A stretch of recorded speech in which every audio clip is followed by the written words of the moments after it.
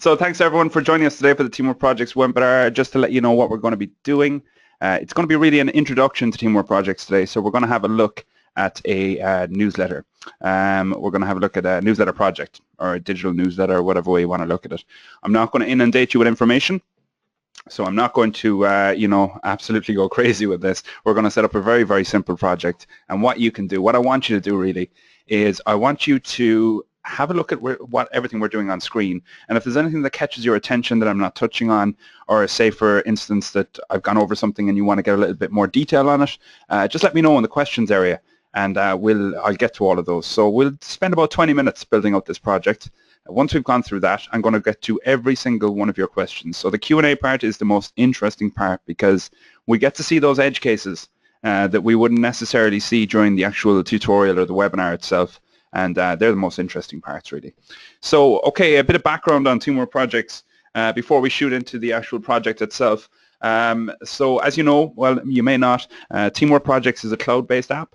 So if you have internet access, you can access it from absolutely anywhere, whether you're on the go or whether you're in the office. So let's say you leave the Mac or the PC at home and you want to make an update to a task, log some time, whatever you want to do. You can get the iOS or the Android app as well, and you can just use that on your phone or your tablet or whatever you want to do there. If you're new to project management, then really Teamwork Projects has got everything right there for you. Very visually orientated. The minute you log in as a new user, you're going to get a little welcome mat at the top of the page with a checklist, which is going to get you up and running, add a few users, create a project. It'll show you exactly what to do, including access to the webinar as well, where most of you probably did find this. And if you're on the other side of it and you're very experienced in the project management side, don't worry, okay, because the functionality is right there. You can just get rid of that welcome mat, and all of the core functionality is right there the second that you log in, and that is with all of our plans. So don't worry. Now, a bit of my background, I would have worked previously in insurance and in the media as well, and projects that I would have been dealing with before this would have been very old school, a lot of paper, a lot of different folders, working FTP folders, shared folders. We would have been sharing videos and documents on Dropbox or on Google Drive, or everything was spread out. It was a mess. So when I came here and I saw what Teamwork Projects can do, the level of organization that you can jump up from immediately with this is crazy. So that's what I want to show you today. You're going to be able to collaborate and organize and get completely organized while having everything in one place. And that's the aim of the game. You want to have everything in one place because you don't want to be going from folder to folder, to site, getting distracted along the way, let's be realistic about it. And I'll show you a few examples during this where you'll see the advantages. So just to start off here, we have the dashboard. When you log into Teamwork Projects, you're going to see the dashboard. And it's the first thing you're going to see. Now, the dashboard is a live feed of activity. So you're going to see everything that you've been working on. Say, you can see it right here. We can see that Tim has edited a task, added a link. Any change, basically, to a project that you are working on, you're going to see that right here. So it's up to 14 days as well. So this is another thing. You're going to be able to see live, and you're going to be able to take note of all the changes on every single project that you're working on at once, the second you log in, or at any point you want to go back to your dashboard here. So let's head over to our project. And I mentioned we're going to be doing, I want to archive this. I mentioned that we're going to be doing a company newsletter. So let's have a look at that. And I've prepped up a little bit of a project here to show you the advantages straight off the bat. So when we log in here, the first thing you're going to notice is that I've split this project into 3 different sections. I have the written content here, I have graphics and photos, and I have social media promotion. Now, all of these 3 parts connect together for the project. Look, they're all relevant. Written content, we need to create a couple of articles for the newsletter. Some of those articles are going to be one on Meet the Team, for example, and we're going to have each person in the team that needs to be interviewed, which means that we need to add a subtask for each. And we can see when we select add subtask here, we've got an interview for each person, so we don't have to waste space basically by creating a new task for each. We've got a task on how support works, so we need to do an article on that, a different approach to support, and then finally meet the developers. And then if we go down here to the next task list, you're going to see that we have graphics and photos. Now, all of these tie in with the first set here, with the first task list. So we need a team logo. We need a logo for 5 Great Ways. These are all logos that we're going to be using for our articles.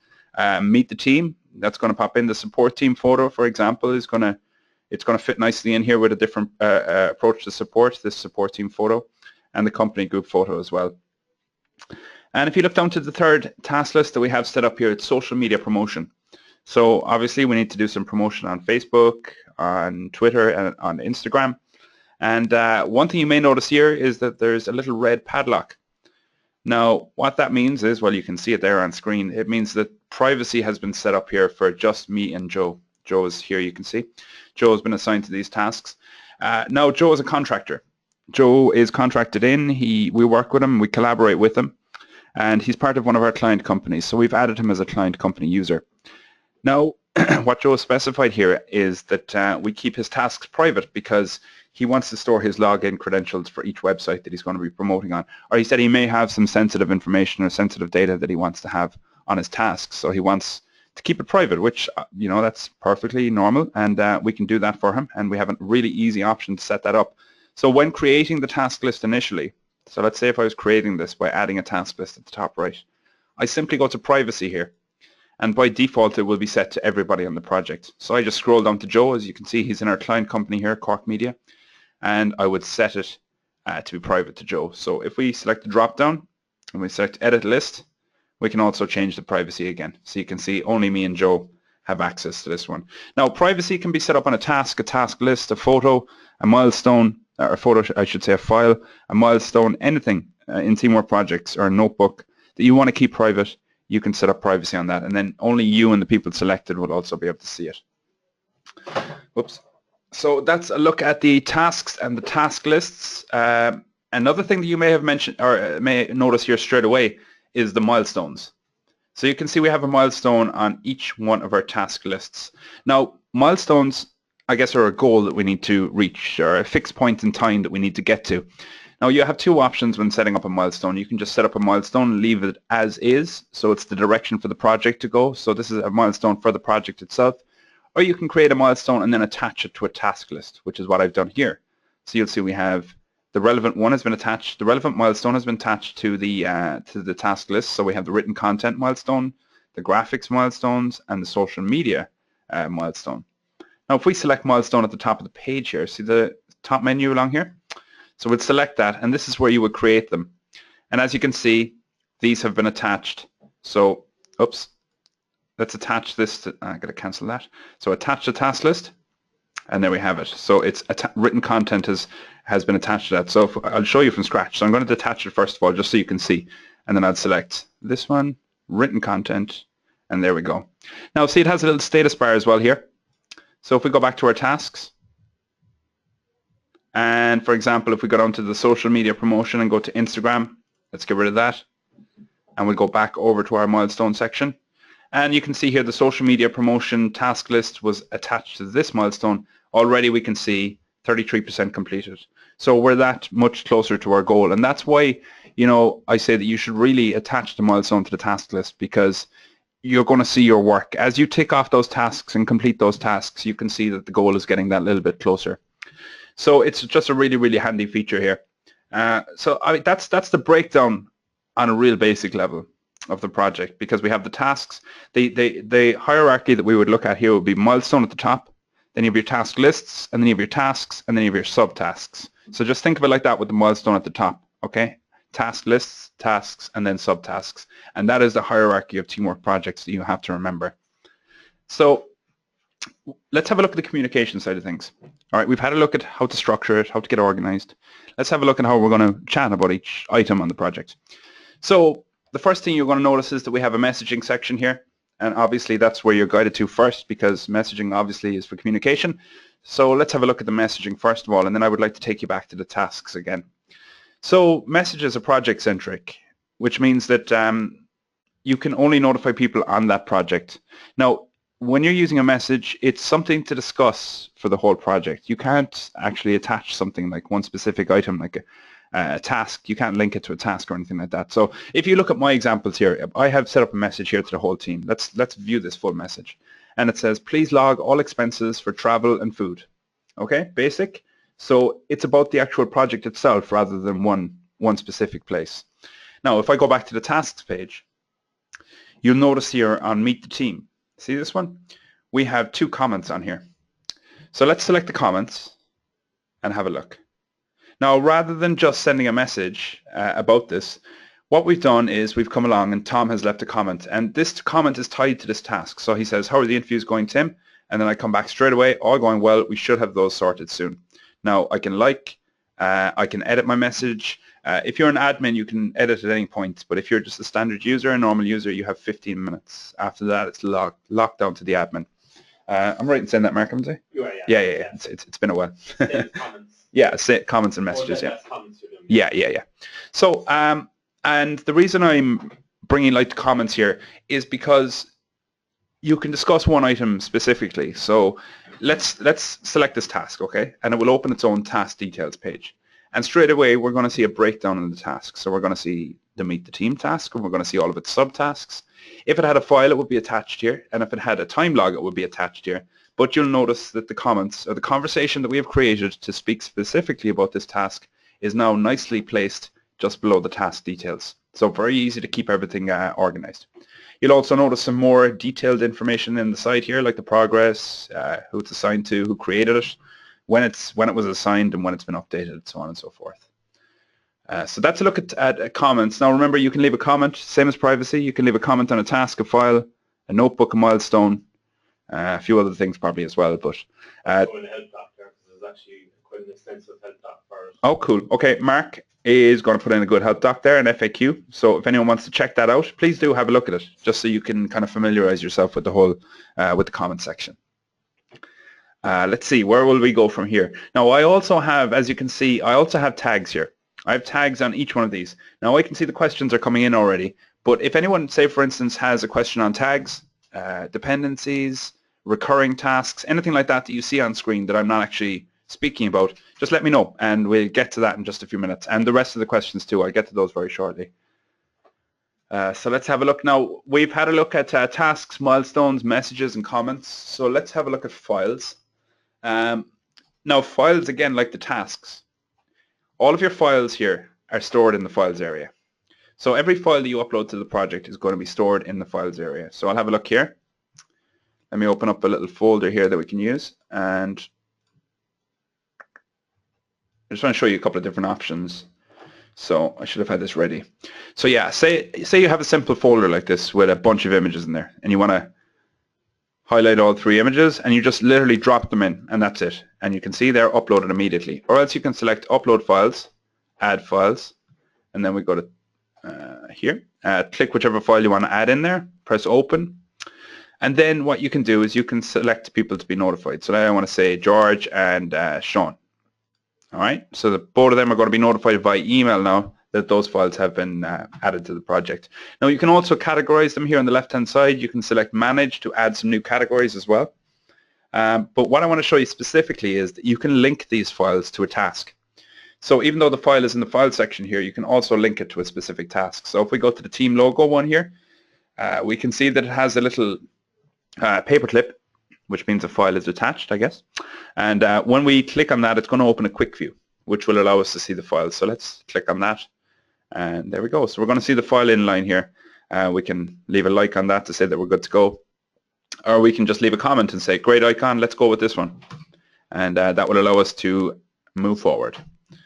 So let's show you how to add a file to a task. We simply click on the task, and you've got all of your options here. So your description, this is how you add a file. You've got privacy and so on and so forth. If you want to log time, or if you want to set progress in time, dependencies or recurring tasks or anything like that. So let's attach a file real quick. Select from existing, and there we go. Select the file, and now that file, even though it's in the file section, it's linked directly to this task. So there's no confusion of what we're talking about, or there's no confusion what we're working on in this task. The file is right there attached to it. So it just makes things that little bit easier, you know. Now the next thing on the list here, excuse me, is time. Now what I'd like to do is I would like to tie in time and billing together at the end of this, because I feel they're really, really important and they tie in well together. So I'll come back to that in just a moment. So let's have a look at notebooks. Notebooks along the top menu here. If you want to add a new notebook, very, very simple. Everyone's used to a word processor, Microsoft Office, Microsoft Word, or Notepad or anything. It's all the same. So all you have to do is put in a title, a description. You've got your editor to work around with here, or you can use Markdown, whatever your preference is. Then you can notify people. set privacy in a category, and you can also use versioning. Now, you could use this for anything. I mean, you could set it up as an onboarding if you have a bunch of people being onboarded, say next week, and all of those will have different login credentials. You could add a notebook and pop them all in there and just make it private for those users, you know, rather than having the whole team being able to see that. Another example here is a project brief. So I'll click into that and just to give you a view of what that's going to look like. So just a standard project brief here. We have a couple of comments just below it. You'll see this is at version 10, which means that we do have an option for versioning. We have an option for versioning on files, so you can edit your file and upload it as a new version. And you can also do that with the notepads, or with the notebooks, should I say. So you'll see here we're on version 10. So all you would have to do is select versions and click which two you would like to compare those to. And that way you can see all changes that have been made to the different notebooks. Now risks, I won't go too much into detail on risks. Again, if you feel that there's a risk that may affect the project, then pop it in here, add your source, make sure to check the probability and the impact, what areas it's going to impact your project, and then you have a mitigation plan or a response plan. Pop that in here as well, and then you can update your risk as you progress through the projects.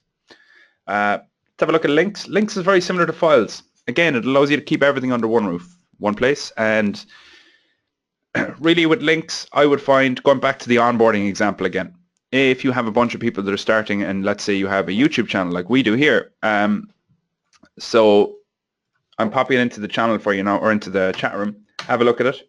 This is where all of our YouTube tutorials are based, and for this, if we had a bunch of people starting, I would get a load of those videos and put them into the link section, so that people don't have to go to YouTube looking for them.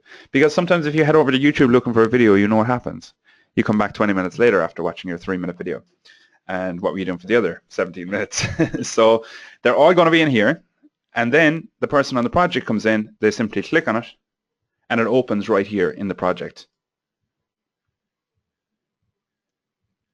So they don't have to leave. So that's the main thing. Another thing I was messing around with was, because you can add iframe links in here.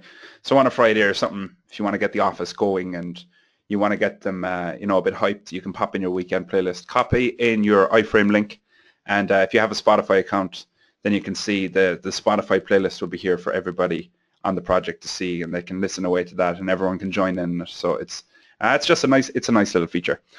So remember, you can pop in iframe links as well as YouTube links or any type of links at all.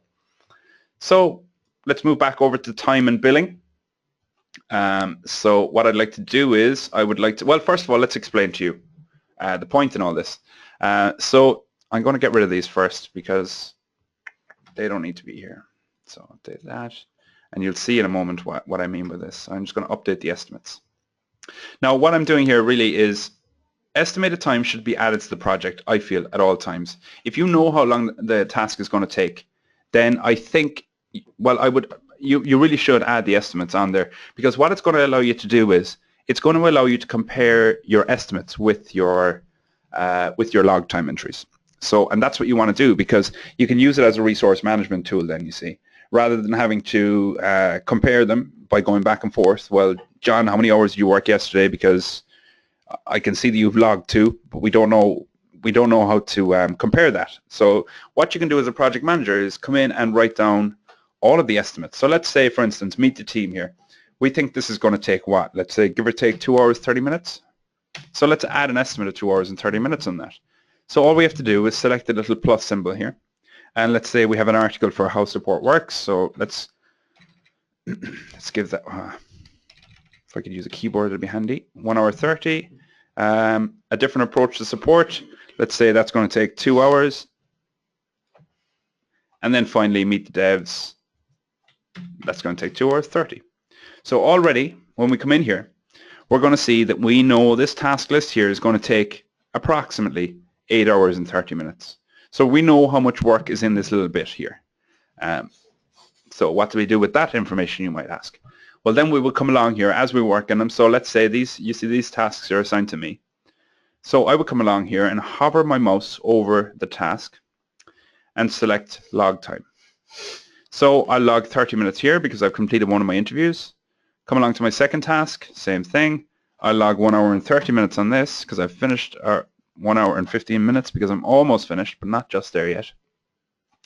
Come along to the third one here and we'll do 1 hour 30 minutes. Now this is me logging the time. So just in case you aren't seeing that again, I would hover over it, over the task, click on the time icon, and then I would log the time. So you can pop in your description, whatever you want to do, but this time log is going to be attached to this task. So I'm logging the time here now. So let's head over to the time section of this project. So along the top menu, over the time. And the first thing I want to point your attention to, or draw your attention to, is on the left-hand side we have some very important information here. So you can see straight off the bat that we have 4 hours and 45 minutes of time logged on here. And we have a total estimated time of 8 hours 30. So we know that about half the work has been completed. Just over half of the work has been completed on here because we can see total amount of time logged and total estimated time. Now we can have a look at this on a wider scale, on like a site level scale, so that you can compare log time against estimated time for all projects, all users across the site. And that is all shown in workload. Mark, would you mind popping in a workload help doc, please? Yeah. Thank you. And what I can do is, if anyone have a read over that at your ease, and if anyone has questions on workload, just let me know, and I can come back to that in just a moment, because workload is a different beast. But I will show you, it's one of the most useful tools we have on this app. So it's one of those things you really should have a look at. I'll get to it in just a moment anyway. But without going too far off track, here are the time entries that I just logged a moment ago. So you can see my date range here is set for today, right? Yeah, there we go. Elizabeth would love to see workload. Welcome along today, Elizabeth. Yes, no problem. I'll get to it in just a moment. Okay, so yes, this date range has been set for today. And you can see I have logged 1, 2, 3, 4 time entries for 1 hour 30, 1 hour 30, 1 hour 15, and 30 minutes. That adds to a total of 445, and you can see that I have an estimated total time of 8 minutes, or 8 hours and 30 minutes. So we have a bit to go, but it's just really useful to be able to see that here. You can log more time, or you can set up a manual timer, which you can see the manual timer is ticking away down the bottom there. Some people prefer to use that.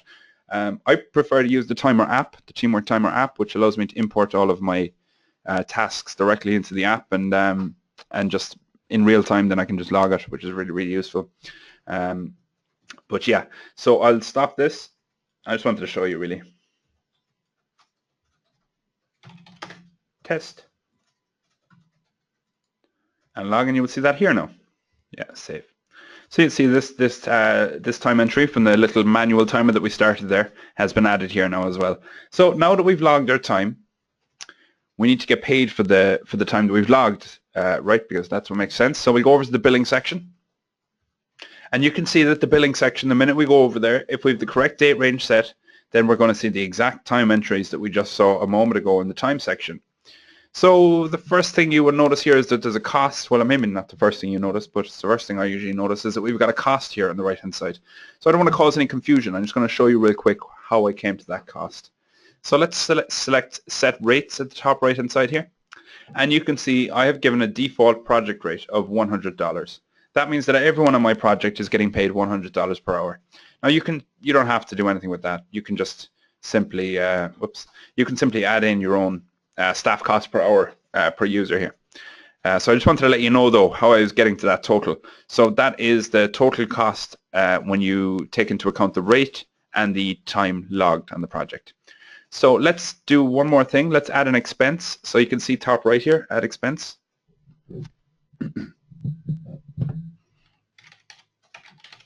I'll add an, it's not how you spell travel.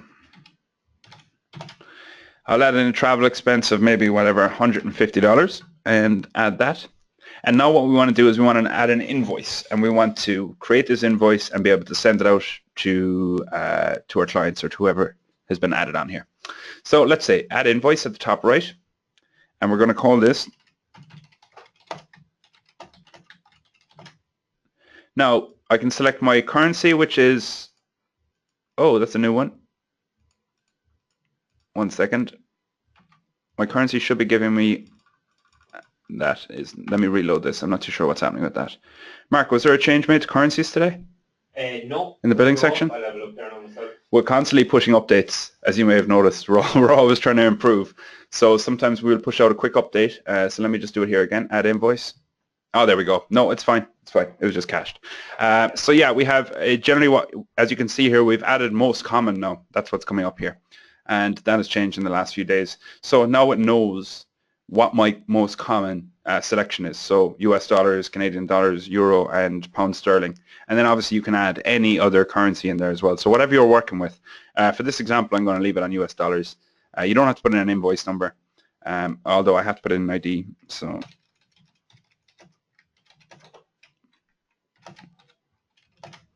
there we go. We'll add the invoice. And now what we can do is go to our expenses at the top and simply drag and drop the expense into the invoice. And I'll do the same thing here. What I'll do is I'll tick the box and drag them all over in one swift move. So now we'll open our newsletter invoice and we can see the invoice has been created in full here with all of our time entries, including taking into account our rates. And we've also have our expenses added in here, which you can edit. So before we mark it as complete, we can export that invoice by selecting export at the bottom left. We can export it to PDF, HTML, or to Excel if you'd like to create some more little fancy reports on that. And then you have the option to pop it into one, sorry, my microphone's falling off. You also have the option to put it into, export it to one of our many integrations, as you can see, like Harvest or FreshBooks or whatever is added on there. I'm going to get you some information on that. 1 second. I get a help doc there on those. Yeah. So the link, Mark's going to get a help doc on that, but I've popped in a link just to show you all of our integrations available. So we have a whole host of integrations, including third-party integrations like Zapier. I'm sure you've heard of them. They've created a whole host of them as well. So like HubSpot, QBO, Blinksail, all of those are there. So check out that link to our integrations page and you will be able to see exactly, you never know, there might be an application that you're working with right now that already integrates with Teamwork Projects, and it may just really help. So check that out anyway. That's a look at time and billing. I see the questions are coming in there. I will get to them in just a moment. What I'm going to do is actually, I'm going to have a look at the people section here, and I'm going to show you how to add someone to a project, and then I'm going to show you how to mess around with their permissions, because there may be certain items that you'd like them to see, other items that you may not want them to see. So while I'm doing this last bit, if anyone has any questions and they're holding back on those, do just quick type, quick, and get them out to me, and I'll get to them in just a minute. So head over to the people section.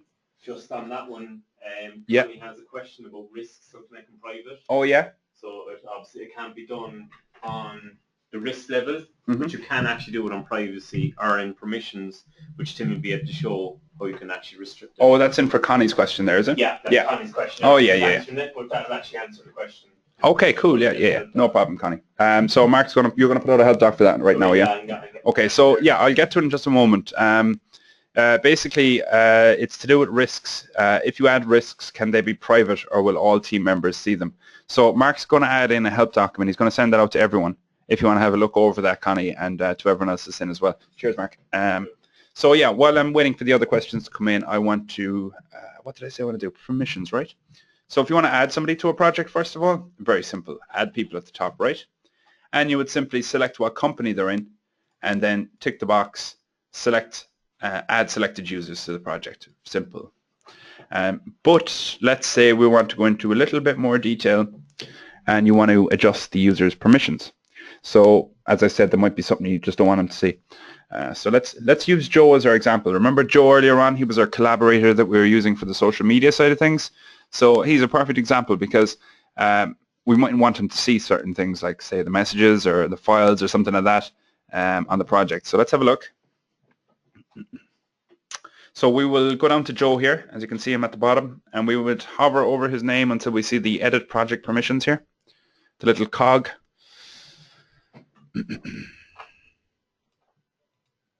And this will open up all of his project permissions. So let's minimize that a second. That's all fine.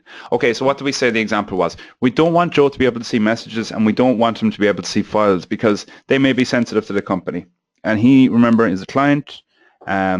So we just may not want to give him access to it, that's all. And risks as well.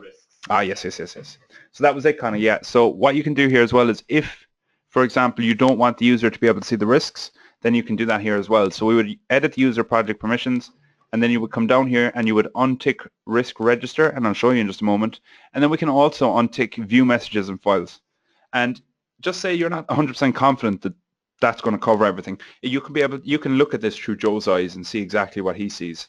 So as an admin, I can impersonate him. So what I selected here is I don't want him to be able to see messages and files, and I don't want him to be able to see the risks. So I'll select impersonate, save and impersonate. And now straight away on the bottom left here, you're going to see a little banner that'll say, Tim, you are impersonating Joe. And it's also giving me a little warning saying I don't have permission to view this page. So already it's showing me that I don't have the same permissions that I had a moment ago. So we go to the projects. And remember now, we're looking at this from Joe's account. And you can see up the top here, we don't have access to messages. We don't have access to files. We don't have access to links. And we don't have access to billing. I must have taken that out as well. To risks, yeah. And so this is what you can see here. You can also see that Joe can only complete his own tasks. He can't complete anyone else's tasks. So that's just a way of impersonating and having a look. So we can revert back there from the bottom left. And we're back to Tim again. There we go. So Connie, I hope that answers your question. So it is down to the user permissions that you can set up. Mark has sent that out. So I'm just seeing if there was... Elizabeth would like to see workload. Okay, cool. So workload. Welcome along today, Elizabeth, by the way. We can go to everything from the top menu here, and then we can go to workload, and I have nothing matching. So let's say we'll have a look at today because we did look at these for today. Why have I got nothing?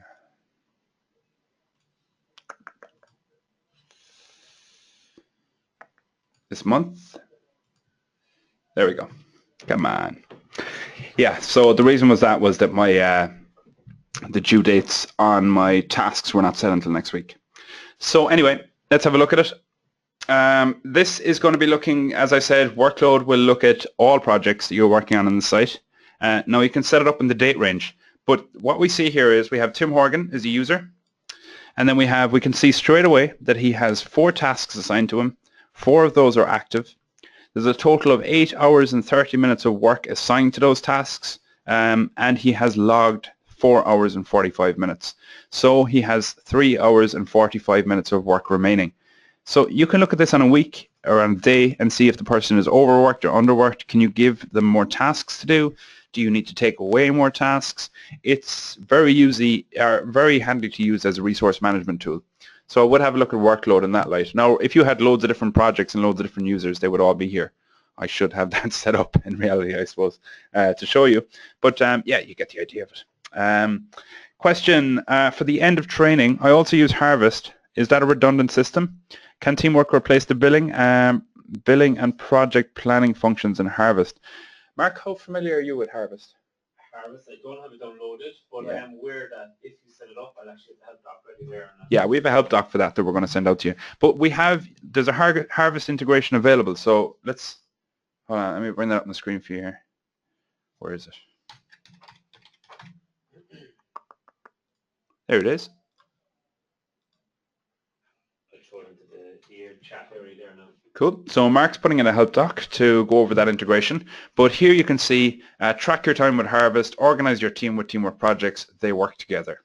Now, what it allows you to do is it will allow you to, any time that you have logged in Teamwork projects, it will allow you to export that time directly to Harvest.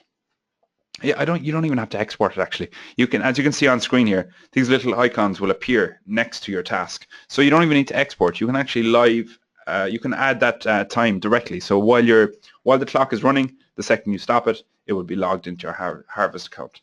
So I don't know. It's something to have a look at. Have a look over the help document, and just know that we do have an integration for it. So it doesn't necessarily you have to dump one for the other. They can work together. Just while you're doing the last question, I'm going to have a look to see if my Harvest account is still around. Oh, cool. I can do a demo on it if I can find it here. Cool. Yeah, we can have a look at that. Let's do that. Okay, what other questions do we have there? Gray, how's it going? Welcome along today, buddy. Can you demonstrate dependencies? I can. No problem. So I kind of alluded to it earlier. A different approach to support here. That is going to be dependent, right, on the support team photo. So this part of the article can't be completed until we have the photo, right? Is that the way? That's the best way of looking at it, right? Yeah, it is. So let's click on the task. Now we'll go along here, as I mentioned earlier on, these are the options that you have. You can set followers, dependencies, repeats. You can set a reminder on the task, or you can set up a tag, should I say. So let's select dependencies, select tasks. What task would we like to make it dependent on? It will be in the graphics and photos task list. So support team photo, there we go. Save the changes. We'll change this to be completed and save. And now you can see, Gray, that this, a different approach to support cannot be completed, or it cannot start. Well, it says here it can't start, but I have it set up to be completed. Let me see, why is that saying that? Yeah, so saved. Okay, yeah, be completed. So this task here has to be completed first before I can complete this one. And that makes sense because I need to take the photo before I can write the full article on this one. So I'll complete this, and now you can see that I can complete this task also. So that's a look at dependencies. I want to see if anything else ties in with that. A Gantt chart. Who else? Somebody asked a question on the Gantt chart there. Let me just scroll on. Walt, welcome along today, Walt. We'll do the two of these. Walt is asking to show the Gantt chart function. Absolutely, no problem. So let's have a look here. Right, so just when we're looking at our task page, the task page, this is the list view. We have the board view. So we have the list view, we have the board view, and the Gantt view. These are the three different ways of viewing your tasks. So let's have a look here. If you want to press G on your keyboard, it will bring you directly to the Gantt chart, or we can select Gantt chart in the left-hand side. Now this is more for people who are interested in the visually orientated project. Majority of people like to, I prefer myself to work with the list, but a lot of people prefer to work with the Gantt chart. It's what they're used to, and it is really, really useful. And I'd be happy to let you know that we're doing a lot of work on the Gantt chart at the moment. So we're going to have some, am I allowed to say this? We're going to have some updates to the Gantt chart soon. Anyways, Tim putting his foot in it.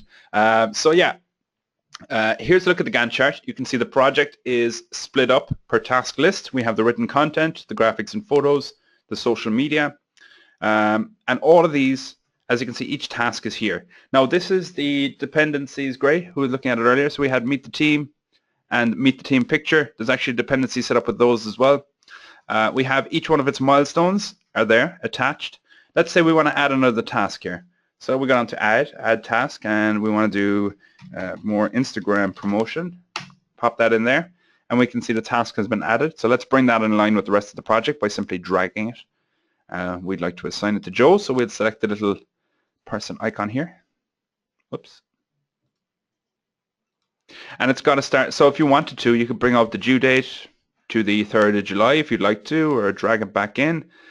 You can make the exact same changes. And let's save this. And this will be translated directly back to the list view again. So let's exit that, go back to the tasks, and down to the bottom here, and we'll see that we have Instagram added in here as well. There it is, and it's assigned to Joe. So that's correct. So I hope that helps there, Walt. Maureen, welcome along today, Maureen. Can you demonstrate the board view, and why would I choose it over the list? Oh, okay, no problem. So board view. First of all, Mark, would you mind sending out a few articles on board view, and will you also link the board view playlist from YouTube, please? So yeah, okay, I'm going to show you an exact example of why you would use it. Bear in mind, Maureen, that you have to set them up in the list view first of all anyway. Board view is more to show your progression. So let's say I go to, we can select board view here, we can select board view here. It's really like Kanban, if you've heard of that before. So let's go to board view. And let's say, actually, before I do, just so I can explain this correctly, let's say we see the graphics and photos task list here. This is a perfect example to show, right, that all of these pictures, first of all, have to be taken or designed, then they need to be reviewed, and then they need to be sent to the website to be posted, okay? So these are the three different stages that we're at. Let's put it down to 2. Let's say they have to be reviewed and then sent to the website. So if they're good to go, then they can be sent to the website. But let's add some more onto that. Let's say once they're reviewed and they have to be sent to the website, that they all need to be assigned to Tim, because Tim is the only one that puts them up on the website. And currently, they're all assigned to George. So we have a couple of steps there that we can take, or we can set up a board view and do it all automatically, because the board view also includes triggers. So if you move from one column to the other, you can set up a trigger that would automatically change the status of the task. So let's show you. So let's go to board view on the top right, and let's add a column. So what we're going to do here, this is going to be called review images and logos. And the second one is reviewed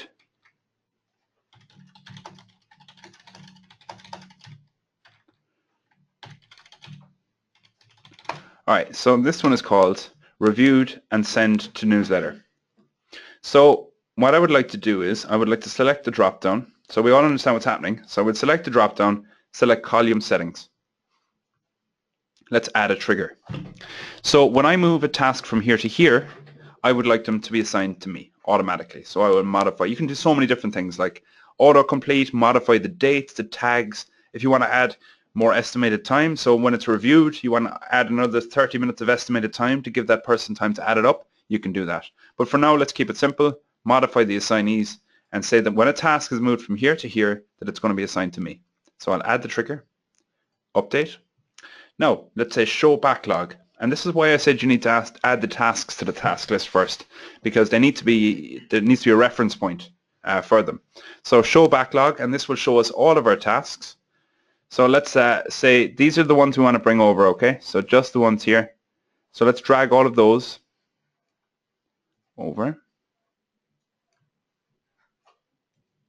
Oops, they all came over. Okay, perfect. So right now, we know when, let's say we're here, we're on our normal tasks page, and we can see that these tasks have been added. Now straight away, you can see a little tag has been added. So review images and logos. So we know that all of these are in the review stage right now. Whereas before we didn't know. We didn't know what was going on with those. We just knew that there were graphics and there were photos. We didn't know where anyone was with them. So let's go back to our board view. And let's say all of these images and logos have now been reviewed and they're ready to be posted on the newsletter. So let's drag them over. Now you can see this is assigned to George. You can see George K is written there when we put it over. It's now assigned to Tim. Over they go. And you can see these are all automatically assigning to me. Perfect. Now let's go back to our list view. And now they have been retagged. So now they say review and reviewed and ready to send to newsletter. And they've all been assigned to me. So as soon as I've popped those up and uploaded them or posted them on the website, wherever they have to go, I would then come along, done, done, done. And that's it. So that's a look at board view, Maureen. I hope that helps. Right. Someone asked me about recurring tasks. I'll show you there now 1 second. I might have got rid of that. I know that one of you asked me about recurring tasks. I think I might have deleted it, but I'll show you anyway just in case. Sorry about that. So let's say, what's the best one to do? So the Instagram promotion here, let's say this needs to be completed daily, right? So we want to set up a repeat or a recurring task. So what I can do is I can click on the task here. I can select the repeats. So it's the little circular one and say I want this to repeat daily. Save the changes. And now what happens is every time I complete this task, so let's say I come along tomorrow or Joe comes along tomorrow and he completes his Instagram promotion for that day, you would see that straight away the next one for the following day has been added. So that will keep happening each day as he completes them. The next one will do it. Now you can do that for specific days in the week. You can set it up monthly, weekly, whatever you want to do, bi-weekly, it's all there. So I hope that helps you out. Now before we finish up today, there is one or two things that I do want to show you. Specifically if you're getting up and running. Because I know a lot of you may have questions that you need to ask. Now number one is if you select sites or help at the top and go to support center, you will see we have a webinars section. Now some of you may have found this and that's why you're here today, but if not, you will notice that tomorrow and every day, Monday to Friday, we have what's called the success channel. Now the success channel is, well, I'll read from it. Do you have a question that you would like to see played out on screen? If you do, pop into the success channel where a specialist can guide you step by step on any questions you may have. What that allows you to do is we run an open session every day between 1 and 3 p.m. Now that's GMT plus 1, so it's Irish Standard Time. So just check that out with your time zone, but it'll work it out for you here. It will either be me or Mark that will be on the Success channel, and it's an open forum. So basically, it's going to be the same as what you're seeing today, except for you can pop in at any time between 1 and 3 p.m., ask your question, we'll show you on screen, just like we're doing right now, and then you can head off about your day again. So if you've got anyone else in the office, a friend or a colleague who's having any, who has a query and would like to check it out, or just see how something works really, and you'd like to see it played out on screen, then remember we have the Success channel running every single day, well, Monday to Friday. We also have the webinars daily as well. So if you find today's webinar helpful, it's going to be running every day, and you can also email us directly afterwards, success@teamwork.com, if you would like to get a copy of today's webinar, or if you have any follow-up questions that you'd like to ask either myself or Mark. Something else I wanted to show you, if you run into problems, this is 24 hours a day now. If you run into problems, select Help, select Support Center, and select, whoops, I jumped the gun. Select Help, select Support Center, select Send Feedback. Pop in your question.